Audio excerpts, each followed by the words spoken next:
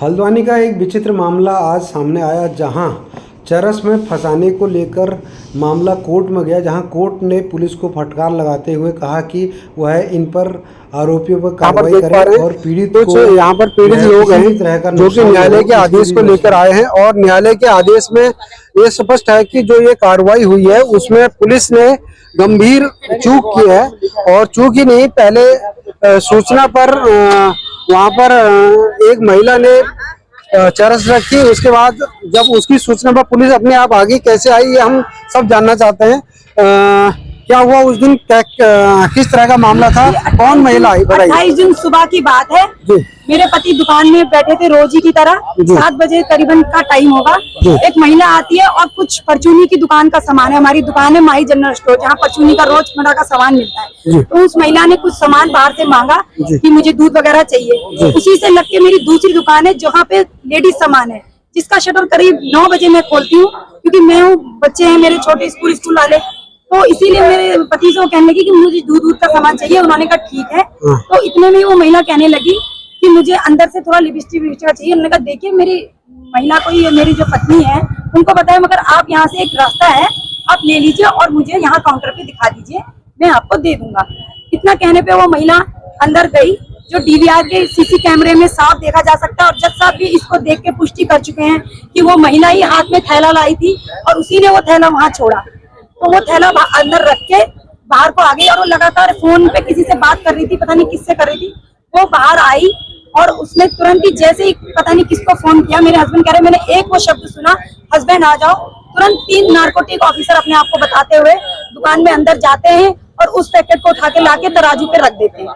मेरे पति ने तो कुछ देर तक समझा ही नहीं कि वो लोग कौन है। कहा आप लोग कौन है, कहाँ जा रहे हो और ये क्या है। तो उन्होंने उनको कुर्सी पे जबरन बिठा दिया और कहने लगे, उसको फाड़ा और उसने देखा। उन्होंने कहा ये क्या है, उन्होंने कहा मुझे क्या पता, मुझे क्या है। मेरे पति ने कहा मुझे क्या पता। उन्होंने कहा ये चरस है, ये तेरी है। उन्होंने कहा ये मेरी नहीं है।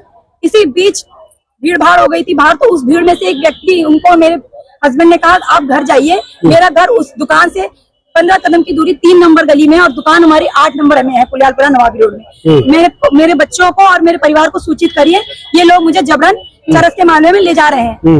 उतना कहते ही हम लोग वहां तुरंत पहुंचे। हमने तो सोचा कि 21 मई को जो हमारे संग वारदात हुई थी मारपीट की, उन्हीं लोगों ने दोबारा मारपीट करना शुरू कर दिया। और जैसे ही हम मौके पे पहुंचे, हमने देखा 3 नार्कोटिक वाले उनको दबोच के वो कर रहे हैं। हमने कहा सर हमें अंदर आने दीजिए, हमारे सारे बच्चे थे, क्योंकि सुबह का समय था। सारे बच्चों ने, मेरे बेटों ने, मेरे भांजा भांजी जो अभी इस समय मौजूद हैं, उन्होंने कहा सर क्या बात हुई है, हमारे यहाँ तो कैमरा लगा है, हमें कैमरा देखने दीजिए, अगर कैमरे में कुछ ये हमारे दिखते हैं, हमारे मामा है, मैंने कहा मेरे हस्बैंड या मेरे खुद भी दिखते हैं तो आप ले जा सकते हैं। मगर उन्होंने 1 घंटे तक हमारे को कैमरा खोलने ही नहीं दिया, हमें दुकान में घुसने भी नहीं दिया। इस पे मेरे पुत्र ने, बड़े ने कहा कि सर आप कैसे नहीं जाने देंगे, ये तो लॉ में भी बनता है कि हमें देखने दिया जाए।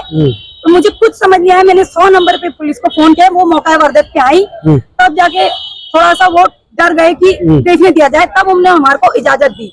उस वक्त राणा जी चौकी प्रभारी वो भी थे और बहुत से पुलिस वाले कर्मी थे जिनके मैं नाम नहीं जानती हूँ, उन सब ने कहा कि भाई देखने दें। और इसी बीच सीओ मैम लालकुआं आ गई थी, जिनका नाम हमें भविष्य में पता चला कि बबीता संगीता सिंह है, वो भी आ गई थी। तब उन्होंने कहा कि क्या मामला है, मुझे देखने दिया जाए। तो उन्होंने फिर उसके बाद कैमरा शायद देखा, हमें तो बाहर कर दिया गया था दुकान से, इनको रखा गया था। उन्होंने देखते ही कहा कि ये जो सूरज है दुकानदार, जब इसके इन्हें छोड़ा जाए और इस महिला को पकड़ा जाए।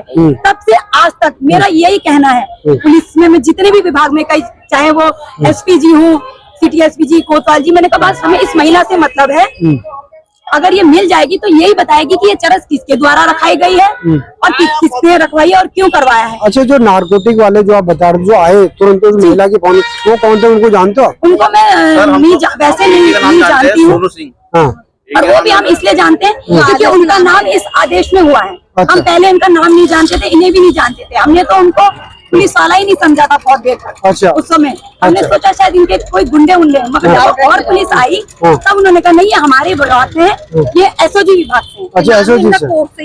ये नाम भी हमें अब पता चला, ये आदेश पढ़ के आप देख सकते हैं। अच्छा अच्छा, सोनू सिंह है जी। अच्छा, तो वो महिला उसके बाद कहाँ फरार हो गई? ये उसी दिन की वीडियो है। अच्छा। तब वो थे। इसी दिन की वीडियो है। हाँ। देखिए इस दिन अभी मुझे हमें मारने की धमकी दे रहा है ऊपर से। अच्छा। अब तू जाएगा तो हम इस पे हमारे को इसीलिए शक है। देखिए जब ये पुलिस आई है, ये वारदात हुई है, वो लगातार ऊपर से हमारे को इशारे कर रहा था कि अभी तो ये कुछ भी नहीं है, इससे भी ज्यादा हो सकता है। अभी भी हमें जान से मारने की धमकियां मिल रही है। अच्छा, जब से ये आदेश आए- इसमें आवाज सुनाई दे रही है, इसकी वीडियो कह रहा है। हाँ जी, इसमें आवाज तो सुनाई चलिए देती है। ठीक है वो कह रहा है।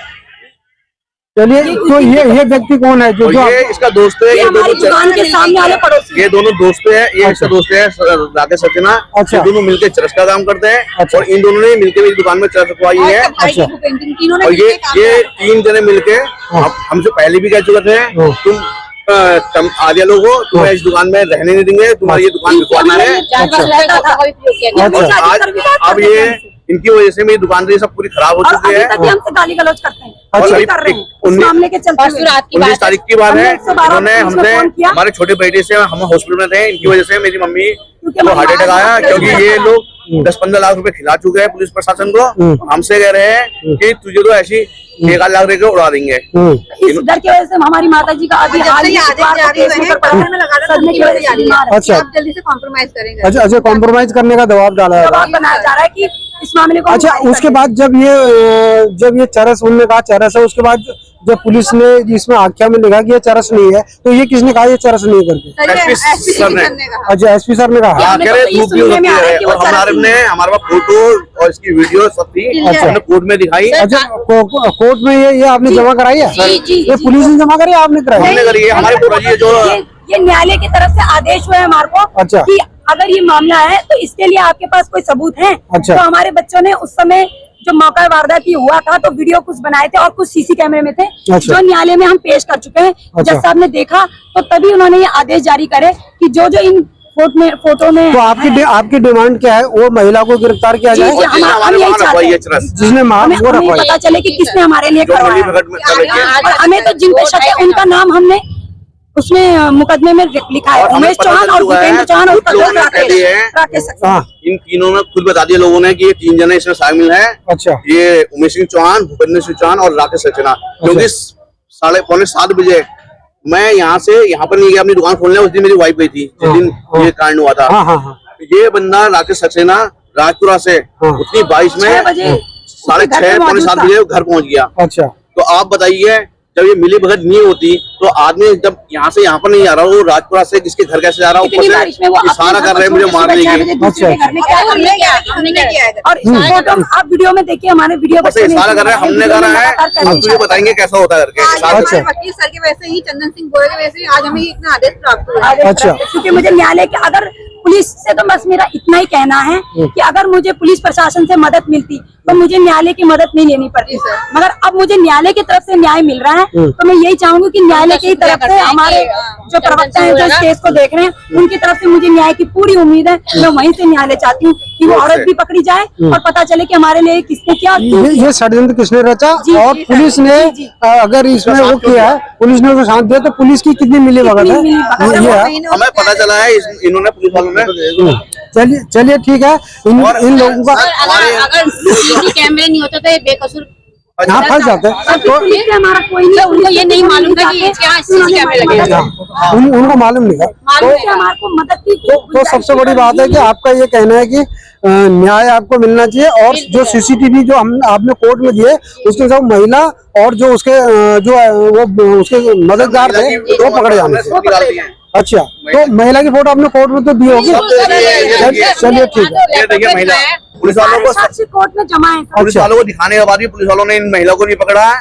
अच्छा, ये फोटो मैंने पोर्टल्स में भी डाल रखी है। और हमारे अच्छा। भैया जी ने और हमारे पड़ोसियों ने हमारे इतना साथ दिया है। चलिए बहुत धन्यवाद आपका, आपने ये जानकारी दी। और यहाँ पर सुशील भाई से हम पूछ लेते हैं यहाँ पर।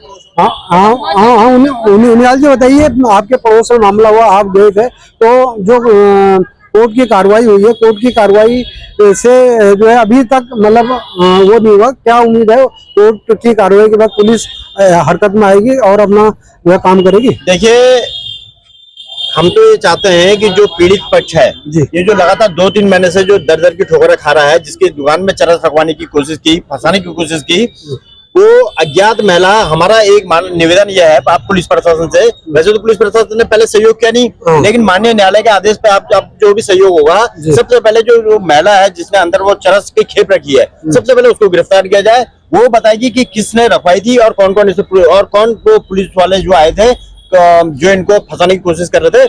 हमारा निवेदन सिर्फ प्रशासन से अब ये है, पुलिस प्रशासन से, एक तो इनकी सुरक्षा की गारंटी मिले, क्योंकि इनको लगातार हो सकता है धमकियां भी मिल सकती हैं, क्योंकि इसमें खुद आदेश में लिखा है पुलिस की ड्यूटी है। तो कहीं ना कहीं इनकी सुरक्षा भी की जाए, और जो महिला ने जिसने चरस रखी है तो उसको सबसे पहले गिरफ्तार किया है, वो पूरा नाम पता बताएगी कौन कौन लोग शामिल इसमें थे। ठीक है, ये मामला पुलिस के पास न्याय के लिए जाएगा।